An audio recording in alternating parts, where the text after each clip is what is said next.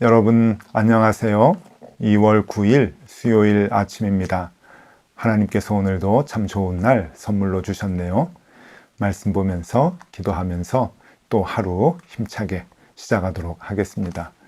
오늘 같이 볼 말씀은 마태복음 19장 13절에서 22절까지의 말씀입니다. 그때 사람들이 예수께서 안수하고 기도해 주심을 바라고 어린 아이들을 데리고 오매 제자들이 꾸짖거늘 예수께서 이르시되 어린 아이들을 용납하고 내게 오는 것을 금하지 말라. 천국이 이런 사람의 것이니라 하시고 그들에게 안수하시고 거기를 떠나시니라. 어떤 사람이 주께 와서 이르되 선생님이여 내가 무슨 선한 일을 하여야 영생을 얻으리이까? 예수께서 이르시되 어찌하여 선한 일을 내게 묻느냐? 선한 이는 오직 한 분이시니라. 내가 생명에 들어가려면 계명들을 지키라. 이르되 어느 계명이오니까? 예수께서 이르시되 살인하지 말라, 간음하지 말라, 도둑질하지 말라, 거짓 증언하지 말라, 내 부모를 공경하라, 내 이웃을 내 자신과 같이 사랑하라 하신 것이니라. 그 청년이 이르되 이 모든 것을 내가 지켰사온데 아직도 무엇이 부족하니이까? 예수께서 이르시되 내가 온전하고자 할진대 가서 내 소유를 팔아 가난한 자들에게 주라. 그리하면 하늘에서 보화가 내게 있으리라. 그리고 와서 나를 따르라 하시니 그 청년이 재물이 많음으로 이 말씀을 듣고 근심하며 가니라. 아멘. 네, 여러분 오늘은 두 가지 내용의 말씀입니다. 어린아이들을 내게 오는 것을 금하지 말아라. 천국이 저들의 것이다. 라고 하는 어린아이들에 대한 얘기와 부자 청년에 대한 이야기, 이것이 이제 함께 나왔는데요. 언뜻 보면은 이 두 이야기가 서로 관계가 없는 것 같지만 그렇지 않습니다. 이게 마태가 의도적으로 이렇게 이야기를 연결해서 이렇게 넣었네요. 그러고 보면 어제 본문 말씀, 그러니까 마태복음 19장에 있는 모든 말씀이 다 연결이 됩니다. 어제는 그 결혼과 이혼에 대한 이야기로 우리가 생각을 하지만 어제 말씀 같이 보셨죠? 결혼과 이혼에 대한 단편적인 이야기가 아니라 여성의 인권에 대한 이야기다라고 말씀을 드렸습니다. 남자 중심의 사회에서 여성들이 너무나 피해를 받고 인간 대접을 받지 못하는 그러한 모습을 하나님께서 창조의 원칙으로 책망하시고 얘기하신 모습을 우리가 보았습니다. 오늘은 그 당시에 또 가장 약자였던 인간 취급도 하지 않았던 어린아이, 이 어린아이에 대한 존재를 얘기하고 계시고 그 다음에 이 부자 청년의 얘기는 부자 청년의 영생에 관한 얘기가 아니라 가난한 자들에 대한 이야기다라고 하는 것을 말씀드려야 되겠네요. 그러니까 이것은 연결이 됩니다. 여자와 그리고 어린아이와 그리고 그 당시에 가장 가난했던 자들에 대한 이야기다라고 하는 겁니다. 그런 거 보면은 가장 약한 자들을 우리가 어떻게 대해야 하는가, 하나님의 사람들이 하나님의 마음을 품게 되면 저들을 어떻게 대해야 하는가라고 하는 것을 지금 마태는 얘기하고 있습니다. 반대로 그 당시 유대인들, 특별히 종교 지도자들, 바리새인들 이런 사람들이 하나님의 마음을 전혀 모르고 있다라고 하는 것을 우회적으로 책망하기도 하는 말씀이지요. 하나님께서 가장 마음에 두고 계신 것이 무엇입니까? 이 땅의 사람들 중에 하나님의 마음이 가장 간절하게 집중되어 있는 대상이 누구인가? 그것은 성경에서 늘 반복적으로 귀에 못이 박히도록 말씀해주고 있는 것이 있죠. 그것은 나그네와 과부와 그리고 고아들, 이들을 하나님께서는 품고 관심을 갖고 사랑해라 늘 반복적으로 얘기해주고 계십니다. 바로 지켜야 할 율법이요 계명인 것이죠. 신명기 14장 29절의 말씀입니다. 너희 중에 분깃이나 기업이 없는 레위인과 성중에 거류하는 객과 고아와 과부들이 와서 먹고 배부르게 하라. 그리하면 내 하나님 여호와께서 내 손으로 하는 범사에 내게 복을 주시리라. 객과 고아와 과부들을 굶지 않도록 해라. 너희들이 도와주어서 그들이 배불리 먹을 수 있도록 해라. 가장 약한 자들, 그래서 먹을 것조차 구하기 힘든 그러한 사람들에게 너희들이 먹어서 배부르도록 해야 한다. 그래야 너희가 하는 모든 일에 내가 복을 줄 것이다. 하나님의 약속입니다. 또 있습니다. 신명기 24장 19절 말씀을 보면은요. 내가 밭에서 곡식을 벨 때에 그 한 뭇을 밭에 잊어버렸거든 다시 가서 가져오지 말고 나그네와 고아와 과부를 위하여 남겨두라. 그리하면 내 하나님 여호와께서 내 손으로 하는 모든 일에 복을 내리시리라. 예, 또 같은 말씀이죠. 추수를 하다가 추수한 단을 하나 잊어버리고 가져왔거든 놓고 와라. 그냥 다시 가서 가져오지 말아라. 왜냐하면 배가 고픈 나그네와 고아와 과부들이 그것을 가지고 먹을 수 있도록 해라. 그래야 너희들이 손으로 하는 모든 일에 하나님께서 복을 주실 것이다 라고 하는 그러한 그 말씀이죠. 예, 하나님의 말씀입니다. 하나님께서 그 약속을 하고 계시는 거죠. 왜냐하면 하나님은 이 땅에 아주 약한 자들, 나그네와 그리고 고아와 과부로 대변이 되는 가장 약한 자들, 그들에게 관심이 많으시기 때문에 그렇습니다. 그들이 어떻게 하든지 도움을 받아서 살아갈 수 있도록, 배불리 먹을 수 있도록 그렇게 하나님께서는 원하고 계시기 때문에 그 하나님이 원하는 것을 풀어주는 사람들에게, 그 하나님이 가려워하시는 곳을 긁어주는 사람들에게 하나님은 복을 내려주시겠다라고 하는 그러한 말씀이죠. 이것이 하나님의 관심입니다. 자, 어제 말씀에, 어제 본문에 여인에 대한, 여자에 대한, 아주 약한 여자에 대한 말을 우리가 같이 상고해 봤고요. 오늘 어린아이 오는 것을 금하지 말아라 라고 하면서 이 가장 작은 존재가 귀하다라고 하는 것을 얘기해 주고 있고, 또 부자 청년과의 대화를 통해서 가난한 자에 대한 이야기를 해주고 있습니다. 오늘은 이 부자 청년에 대한 이야기를 조금 더 중점적으로 보도록 하겠습니다. 오늘 말씀을 보면은 그냥 부자 청년이라고 나오지 않고 어떤 사람이 주께 와서 물었다라고 그렇게 이제 그 설명을 하고 있나요? 마태는 아주 자세하게 기록을 해주고 있지는 않습니다. 그런데 이 부자 청년은요, 마태복음에도 기록이 되어 있고 마가복음에도 기록이 되어 있고 누가복음에도 기록이 되어 있습니다. 그래서 이렇게 종합적으로 보면은요, 이 사람이 누군가라고 하는 것을 알게 되는데, 오늘 본문에는 어떤 사람이 그렇게 이제 표현을 해서 이 사람을 얘기합니다. 어떤 사람이라고 그렇게 이제 표현을 했는데, 마가복음 10장에 보면은 한 사람이 달려와서 그렇게 시작을 합니다. 한 사람이 달려와서 예수님께 물었다. 이제 그렇게 설명을 합니다. 반면에 누가복음 18장에 보면은 어떤 관리가 라고 하는 그 직업을 얘기해 주고 있죠. 관리라고 합니다. 그러니까 유대인들 중에 관리, 꽤 높은 신분의 사람이라고 하는 거죠. 그리고 이 관리는 아무나 되는 게 아닙니다. 신앙이 좋아야 되고, 그리고 바리새인이었을 것이다 라고 이제 짐작이 갑니다. 그런 사람들이 이제 관리가 이제 주로 되기 때문에 그런 거죠. 그러니까 어려서부터 율법을 잘 이렇게 배우고 공부했던 그러한 그 바리새인들, 가문이 좋았던 사람, 그 사람들이 이제 그 관리가 되는 그런 사회였기 때문에 그렇습니다.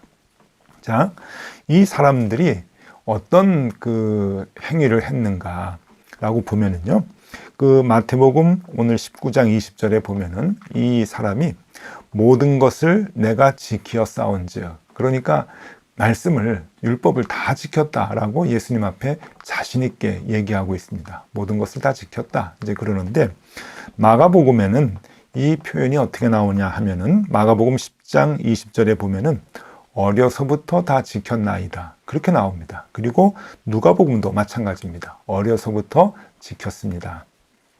예수님께서 네가 말씀을 다 지켜야 된다, 그래야 영생을 얻을 수 있다 라고 얘기했을 때 이 관원, 청년, 이 관리인 이 청년은 내가 어려서부터 다 지켰습니다. 계명을 지켰습니다. 라고 자신 있게 얘기를 했던 것이죠. 그러니까 종합해서 보면은 이 사람은 어려서부터 율법을 배우고 율법을 철저하게 잘 지켰던 사람이었고, 그런 집안에서, 그런 가문에서 자라난 유대인이었다. 그래서 유대 관리가 되었다라고 볼 수가 있습니다. 성인이 된 지금도 그는 영생에 대한 관심을 많이 갖고 있을 만큼 이 하나님에 대해서, 그리고 신앙에 대해서 깊은 관심이 있었던 것 같습니다. 그러니 예수님께 와서 이런 질문을 하지요. 16절입니다. 16절에 어떤 사람이 주께 와서 이르되 선생님이여 내가 무슨 선한 일을 하여야 영생을 얻으리이까? 그렇죠? 영생을 얻고 싶습니다. 어떻게 해야 됩니까? 예수님을 시험하려고 했던 질문은 아닌 것 같습니다. 정말 영생에 대해서, 그리고 신앙에 대해서 깊은 고민, 그리고 더 갈구하는 마음이 있었던 것 같습니다. 예수님께서 말씀을 다 지켜라 그랬더니 어려서부터 지켰습니다. 내가 어려서부터 말씀 지키는 건 잘했습니다. 무엇이 더 필요합니까? 라고 되묻습니다. 그때 예수님께서 이렇게 말씀을 하시죠. 오늘 가장 중요한 대화의 내용입니다. 21절입니다. 예수께서 이르시되 내가 온전하고자 할진대 가서 내 소유를 팔아 가난한 자들에게 주라. 그리하면 하늘의 보화가 내게 있으리라. 그리고 와서 나를 따르라 하시니. 네, 아주 중요한 말씀을 하죠. 내 소유를 팔아 가난한 자들에게 주라. 그랬더니 이 청년은 재물이 많음으로 인해서 근심하여서 돌아갔다. 그렇게 이제 결론을 내고 있죠.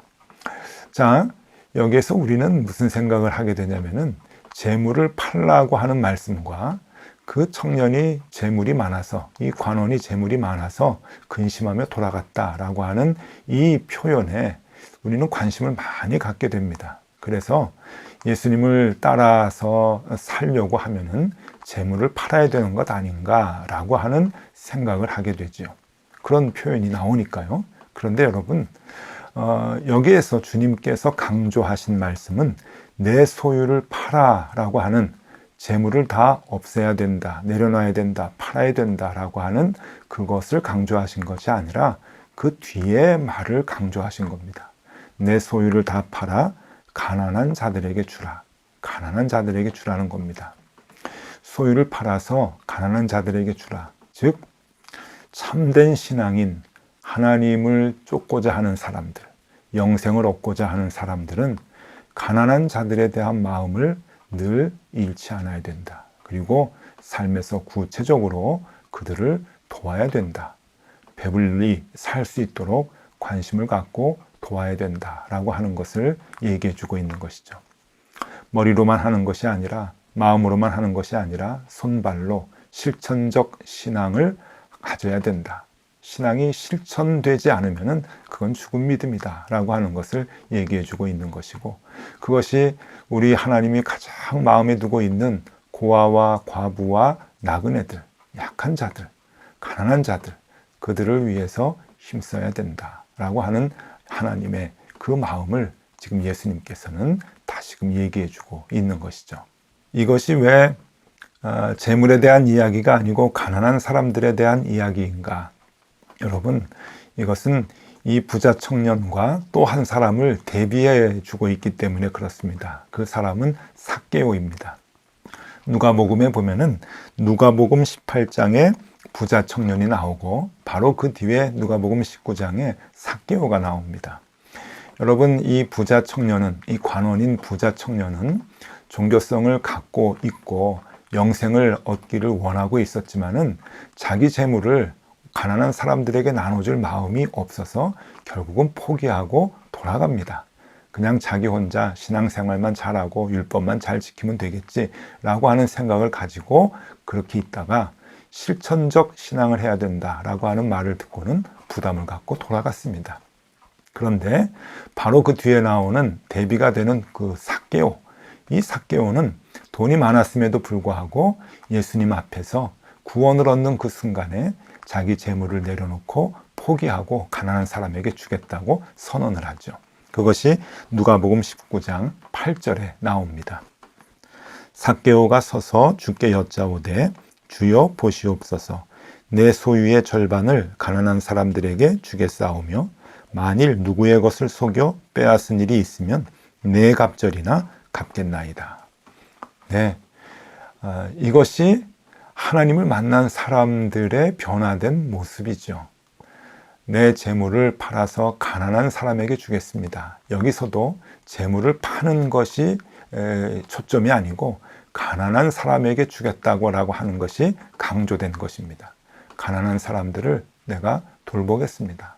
내가 피해줬던 연약한 사람들, 약한 자들을 내가 4배나 갚아주겠습니다. 라고 하는 그 마음, 하나님의 마음을 삭개오가 품게 되는 것이죠. 구원이 내 집에 이를 것이다 라고 하는 예수님의 선언을 받게 됩니다. 여러분, 그래서 마태복음 19장에 있는 이 3가지 내용, 어제의 그 여성의 말씀, 그리고 오늘 어린아이, 그리고 부자 청년을 얘기하면서 가난한 자를 도와야 된다라고 하는 것, 이것은 한 가지의 이야기입니다. 나그네와 고아와 과부를 배불리 먹여야 된다라고 하는 그 하나님의 마음의 이야기이죠. 우리가 그들을 무시하고 외면하면 안 된다.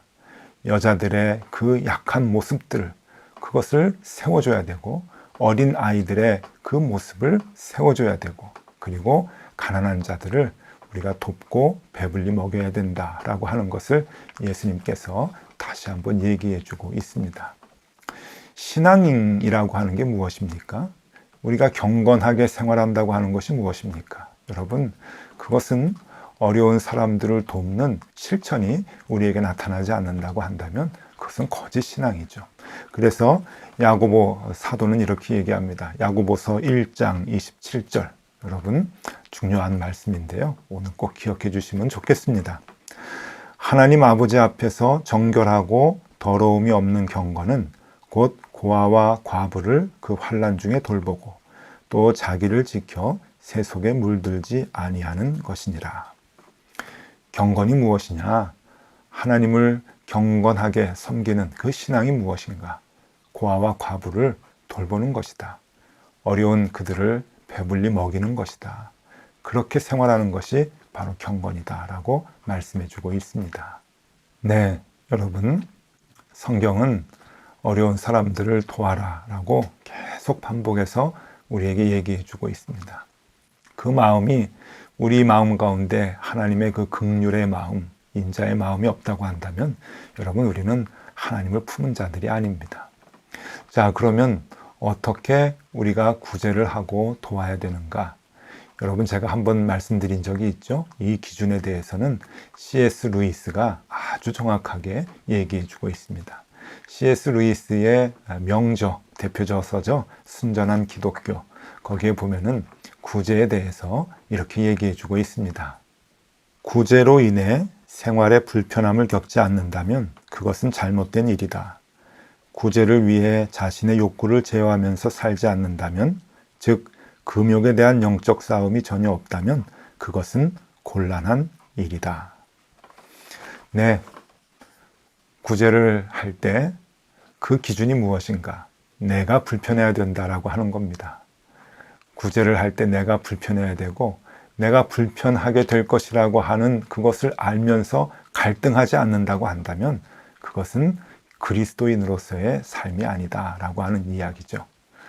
여러분, 쉬운 일이 아닙니다. 그러나 반드시 해야 하는 일입니다. 부담을 가지셔야 됩니다. 그래야 하나님께서 기뻐하시는 것이죠.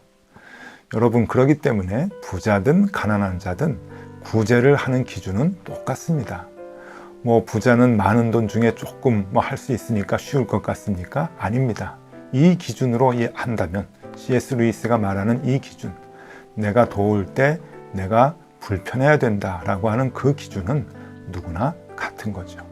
그러니 여러분, 여러분들의 형편 가운데서 이 기준을 갖고 구제 생활, 어려운 사람들을 도우실 수 있기를 바랍니다.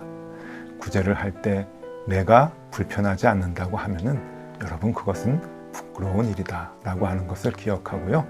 하나님의 마음을 실천해 드리는 그러한 신앙의 경건의 마음을 우리가 늘 품고 생활해 나가실 수 있기를 바랍니다. 기도하겠습니다. 하나님 아버지, 오늘도 신앙의 도전을 받습니다. 힘들고 어렵지만 생활 중에 조금씩 실천해 보고자 합니다. 주님, 우리와 함께 하여 주셔서 우리가 구제로 인해서 불편한 생활을 하게 된다면 그것으로 인해서 오히려 기뻐하게 하여 주시옵소서. 예수 그리스도의 이름으로 기도드리옵나이다. 아멘. 네, 함께 기도하시겠습니다.